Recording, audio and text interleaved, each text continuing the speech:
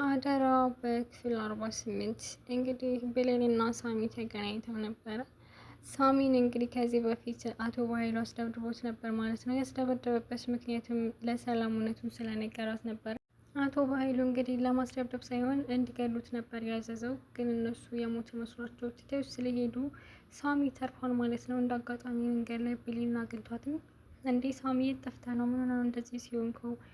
አይ አቶ በኃይሉ አስደብድቦኝ ነው እንደዚህ ሆንኩትኝ። ወይኔ ለምንድን ነው ያስደበደበ? ማለት ምን አድርገኸው ነው? ያው ለሰላም እውነቱን ስለነገርኳት ነው። እንዴ አንተ ነህ እንዴ ለሰላም ልጇ እንዳልሆነች እየነገርካትኝ? አዎ እኔ ነኝ የነገርኳትኝ። ቃል የሰላም ልጅ እንዳልሆነች የነገርኳት እኔ ነኝ። ከዛም በኃይሉ እኔን ለማስገደል ሰዎችን ላከ።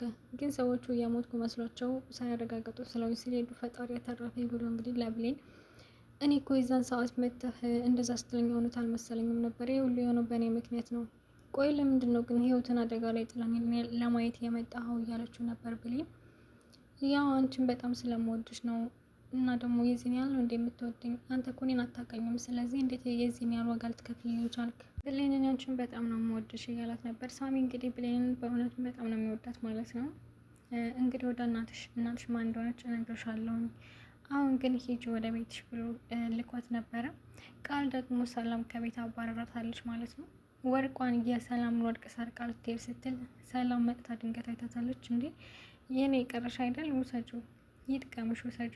አይ እኔማ ይህንን አልወስድልሽም ብላ ስትወጣ ወርቋን ማለት ነው ደረጃ ላይ በትነው ነው የሄደችው። ያው ሰላም እንደዛ ብትላትም ግን በጣም ነው ያዘነችው ቃል ከቤት በመውጣቷ። ወይኔ ቆይ አሁን እውነትም ቃል ልጅ ከሆነች እንዴት ነው ይቅርታ ማደርግላትኝ? አይ በፍጹም እንደዚህ ማዘን የለብኝም።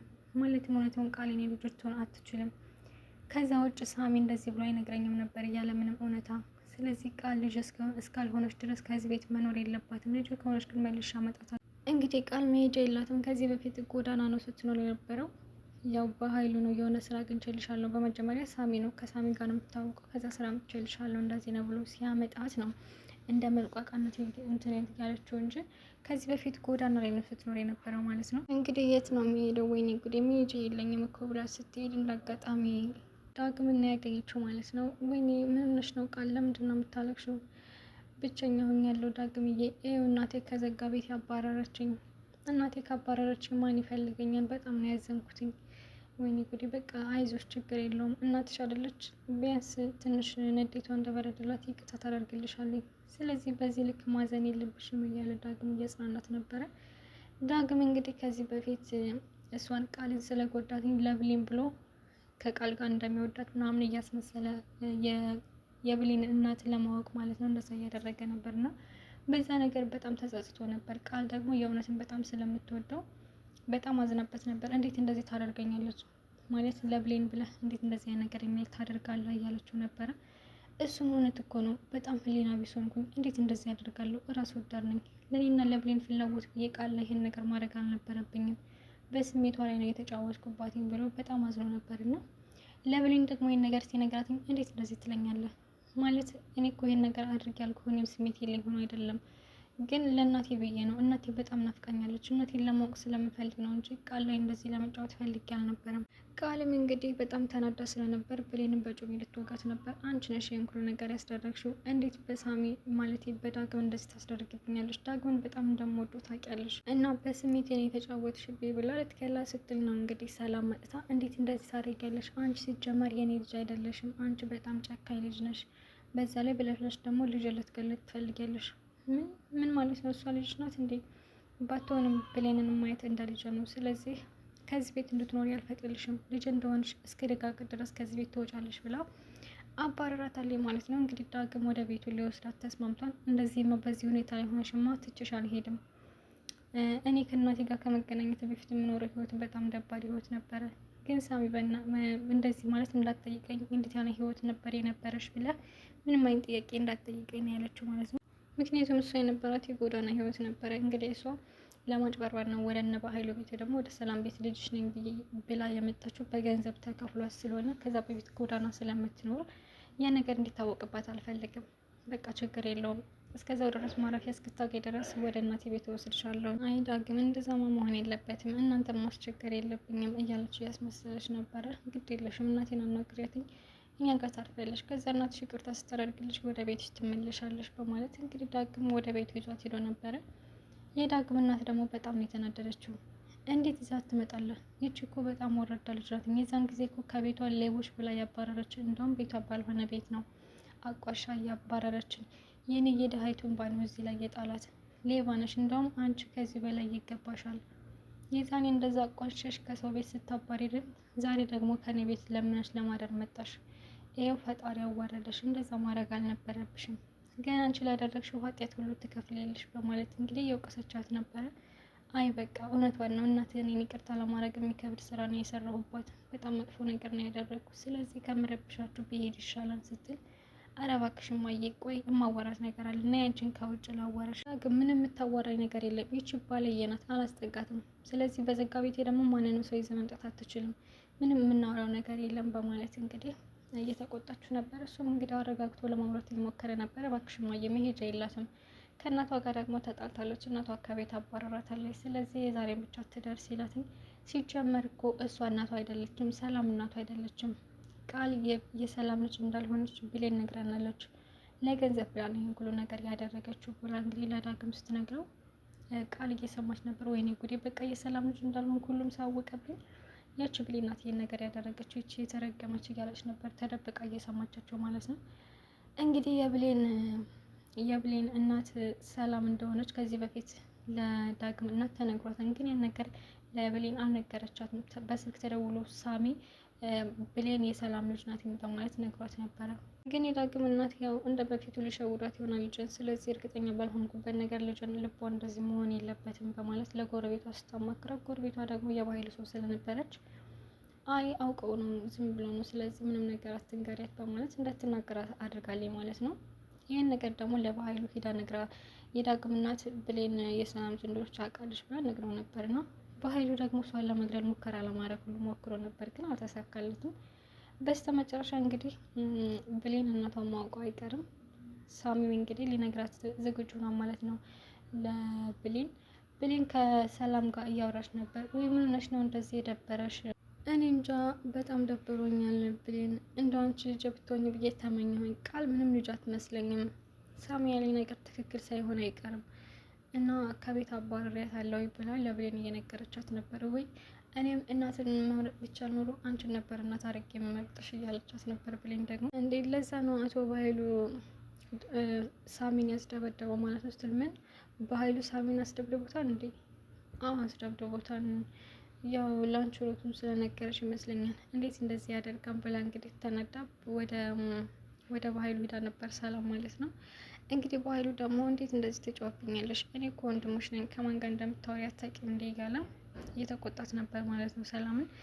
ሰላም ግን ምንም አልመሰላትም። ምክንያቱም በኃይሉ አንተ ሲጀመር ጨካኝ ነህ፣ አንተ ወንድሜ አይደለም፣ እንዴት እንደዚህ ታደርገኛለህ? እያለች እየጮኸችበት ነበር ማለት ነው።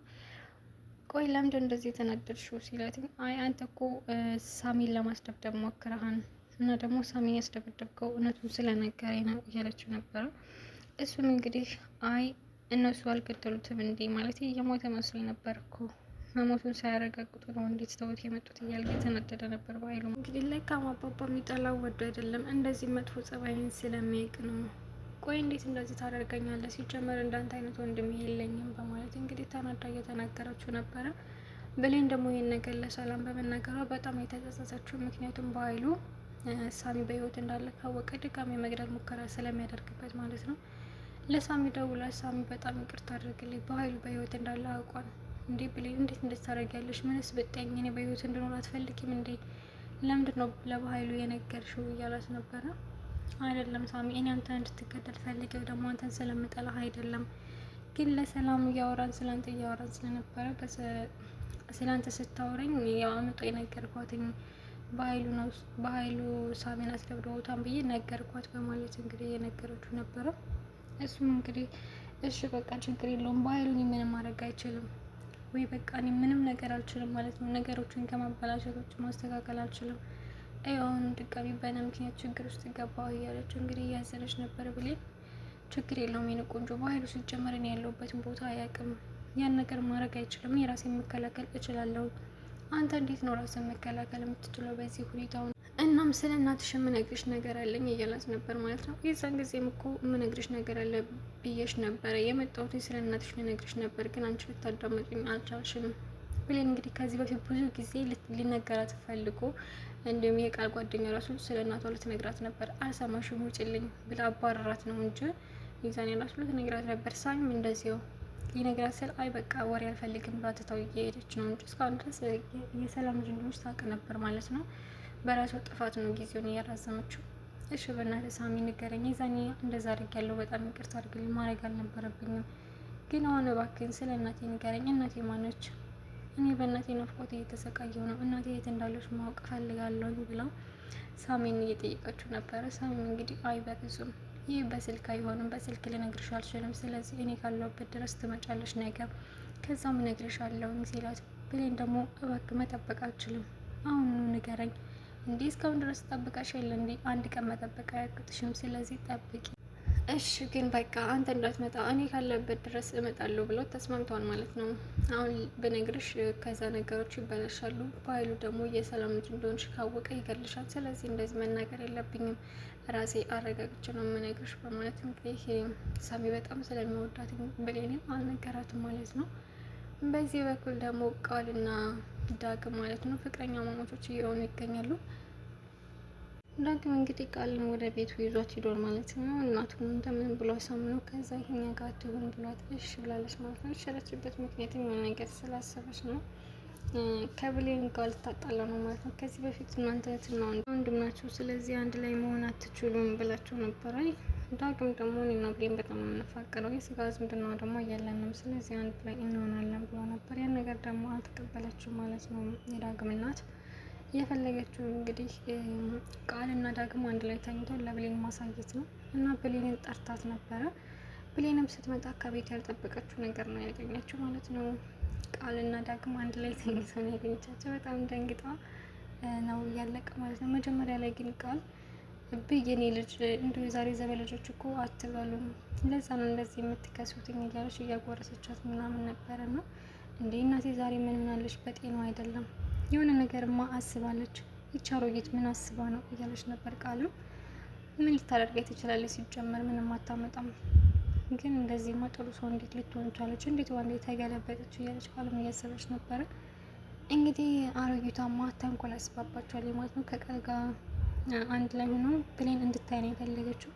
ብሌን ደግሞ ያን ነገር አይታለች ማለት ነው። ስለዚህ ያሰበችው ነገር ተሳክቶላታል። እንግዲህ ዶችዬ በክፍል 49 ይመስላል። በክፍል 50 እስከምንገናኝ ቸር ሰንብቱ።